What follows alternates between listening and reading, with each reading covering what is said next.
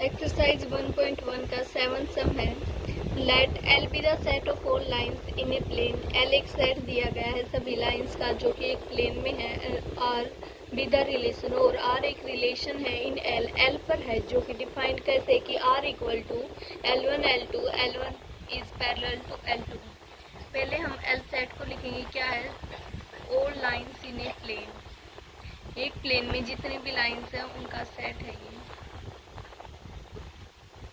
और आर एक रिलेशन है L1 L2 पे है कि L1 है वो पैरेलल होगी L2 के, ये हमें रिलेशन गिवन है। अब हमें बताना है कि show that R is an equivalence relation, हमें R को एक इक्विवेलेंस रिलेशन प्रूव करना है।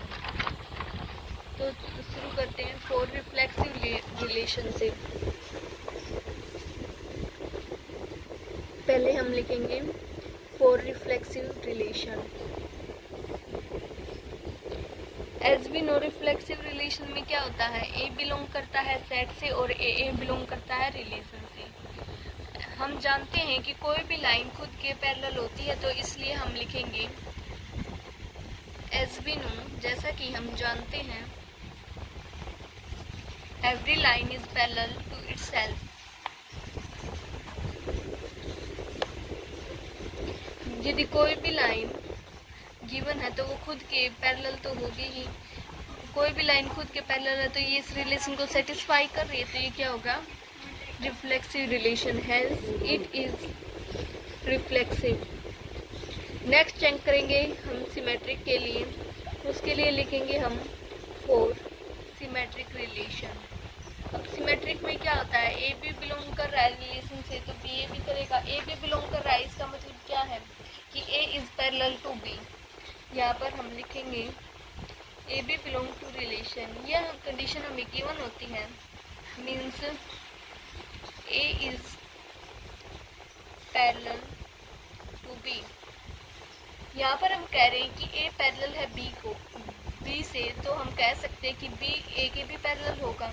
तो यहाँ से हम क्या लिख सकते हैं, बी इज पैरेलल टू ए। अगर बी ए के पैरेलल होगा तो ये रिलेशन कैसे लिखा जाएगा, बी क्या करेगा, इस रिलेशन से बिलोंग करेगा। ए भी बिलोंग टू रिलेशन है और बी ए भी रिलेशन से बिलोंग कर रहा है, तो यहाँ से हम क्या लिख सकते हैं, hence this relation is symmetric. तो यहाँ से ये रिलेशन क्या होगा, सिमेट्रिक भी हो गया। अब हम ट्रांजिटिव के लिए चेक करेंगे फॉर ट्रांजिटिव रिलेशन। ट्रांजिटिव में क्या होता है, दो कंडीशन गिवन होती है हमें, एक तो ए बी बिलोंग करता है रिलेशन से और एक बी सी करता है, और हमें ए सी को प्रूव करना होता है। अगर ए सी रिलेशन से बिलोंग करेगा तो ये ट्रांजिटिव हो जाएगा। A b belong to relation है तो इसका मीनिंग यहाँ पर क्या हुआ कि a is parallel to b. यहाँ से हम कह सकते हैं कि ए पैरेलल है बी की, और b c belong to relation है तो इसका मतलब क्या हुआ, b is parallel to c. A parallel है बी के और बी पैरेलल है सी के। इसको हम फर्स्ट मान लेंगे और इसको हम सेकंड मान लेंगे। अब फर्स्ट और सेकंड से हम कंक्लूजन निकाल लेंगे, from first and second we conclude that, हम क्या निष्कर्ष निकाल सकते हैं, ए बी के भी पैरेलल है और बी सी के। तो यहाँ से हम क्या कह सकते हैं कि a is parallel to c. A c के पैरेलल है तो इसको हम कैसे लिखेंगे, a c belong to relation, ये रिलेशन में बिलोंग कर रहा है। ए बी बिलोंग टू रिलेशन हमें गिवन था, b c belong to relation हमें गिवन था, और हमने प्रूव कर दिया कि a c belong to relation है, तो ये क्या हो गया, ट्रांजिटिव। ये रिलेशन रिफ्लेक्सिव भी है, सिमेट्रिक भी है और ट्रांजिटिव भी है, तो ये रिलेशन क्या होगा, इक्विवेलेंस रिलेशन। और हमने प्रूव क्या करना कि ये इक्विवेलेंस रिलेशन है। तो नेक्स्ट हम लिखेंगे this relation is reflexive, symmetric and transitive, hence this relation is equivalence relation. Next question करते हैं। नेक्स्ट सम है question number 8। Show that the relation R in the set Z of integers. हमें एक set given है Z जिसमें क्या है, all integers हैं, given by R equal to, और एक रिलेशन गिवन है ए b two divides a minus B is an equivalence relation. हमें ये रिलेशन इक्विवेलेंस शो करना है, तो इसके लिए हम पहले जेड सेट को लिखेंगे, क्या है, ऑल इंटीजर्स हैं इसमें। अब लिखेंगे हम रिलेशन जो कि हमें गिवन है, ए बी पे है 2 divides a minus B. Equivalence कब होगा? जब ये रिलेशन रिफ्लेक्सिव, सिमेट्रिक और ट्रांजिटिव तीनों होगा। तो पहले हम लिखेंगे for reflexive relation. Reflexive relation के लिए चेक करेंगे पहले हम इसको। रिफ्लेक्सिव रिलेशन में क्या है, हमने कोई एलिमेंट ए मान लिया जो कि जेड से बिलोंग करता है। तो हमें अब क्या बताना है कि ए बिलोंग करता है रिलेशन से। हमने अब ये लेके आना है। तो इसके लिए ए माइनस ए करेंगे, वो कितना होगा 0, और 2 हमेशा 0 को डिवाइड करेगा। तो इसलिए इसको लिखते हैं A minus A equal to 0 which is divisible by 2। तो ये इस रिलेशन को सेटिस्फाई कर रहा है, हैंस इसको हम क्या लिख सकते हैं, hence it is reflexive. Next ऐसे ही हम चेक करेंगे सिमेट्रिक के लिए, फॉर सिमेट्रिक रिलेशन।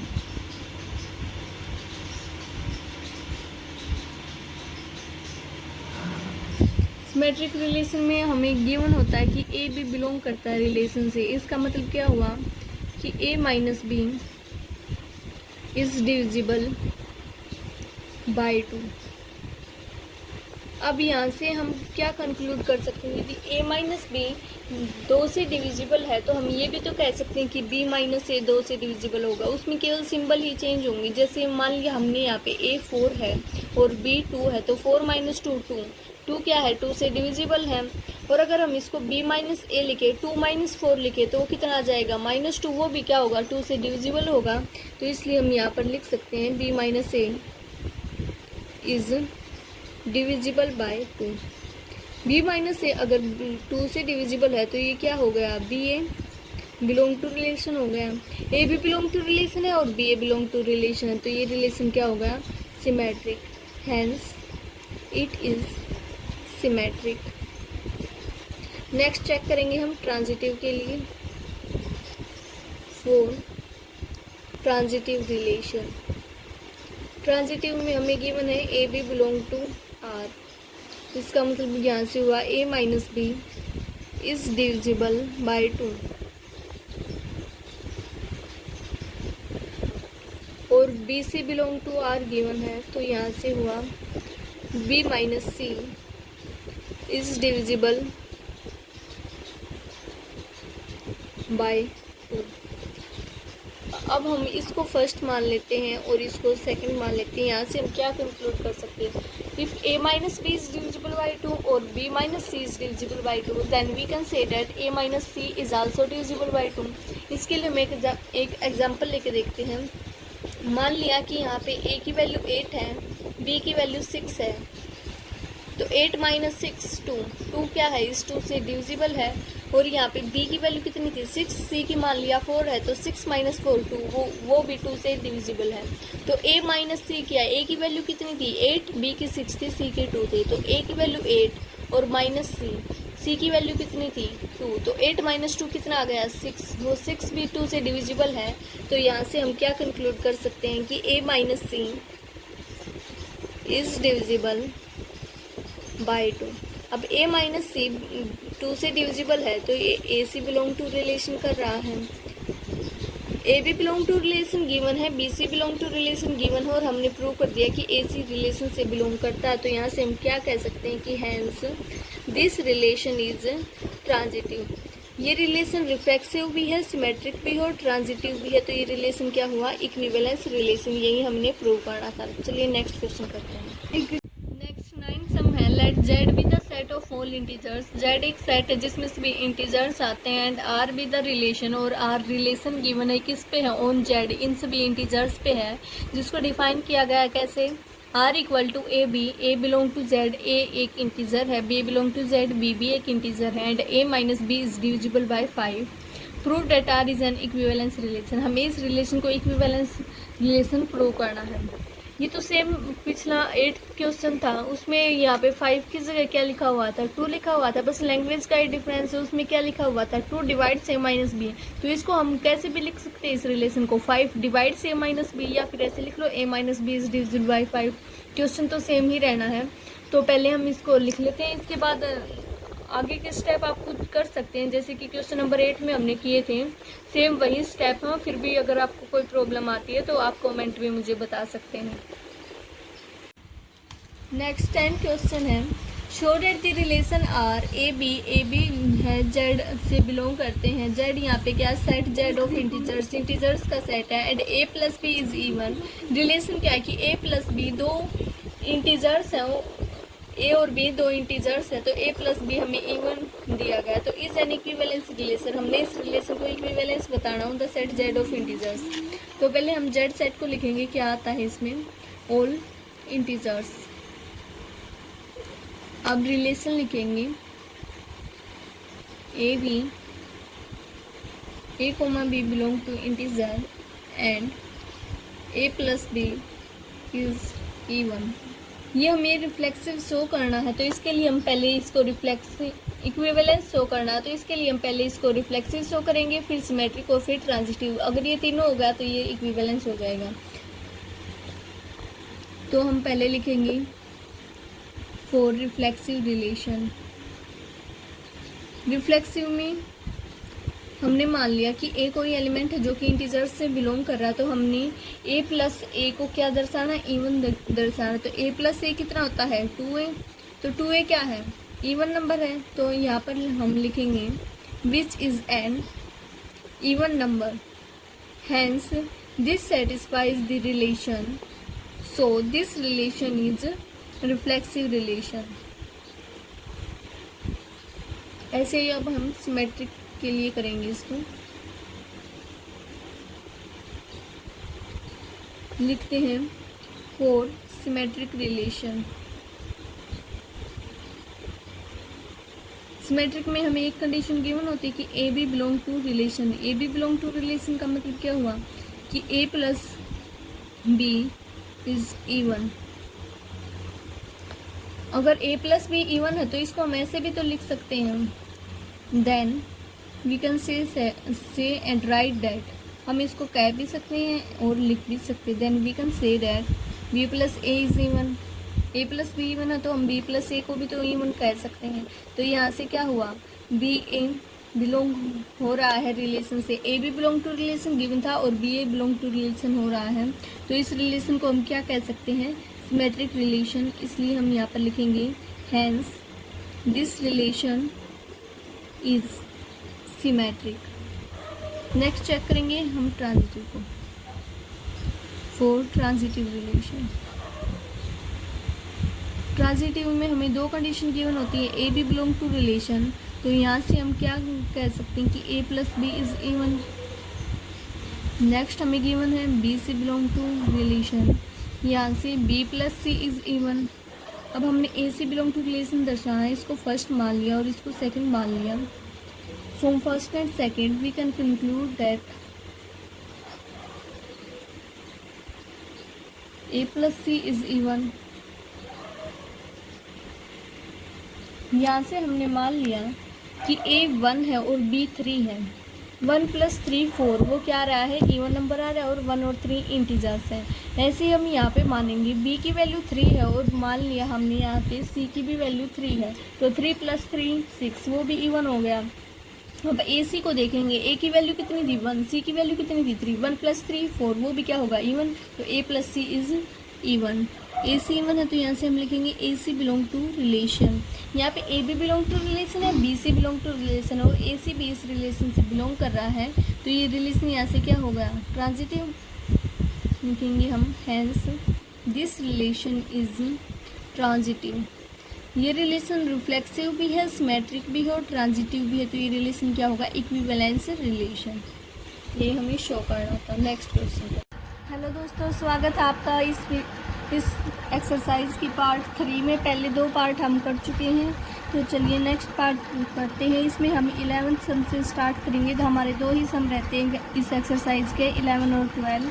तो 11th सम है, if R is a relation in n cross n। R एक रिलेशन गिवन है, किस पे है, ये n क्रॉस n। n क्या डिनोट करता है, नेचुरल नंबर को डिनोट करता है। डिफाइंड बाय, इसको डिफाइन किया गया है A B R C D. A B related होगा सी से, इफ़ एंड ओनली इफ, केवल तब जब a plus d equal to b plus c के होगा, so that R is equivalence, हमें इस रिलेशन को इक्विवेलेंस दिखाना है। तो n क्या है, सेट है और नेचुरल नंबर्स का।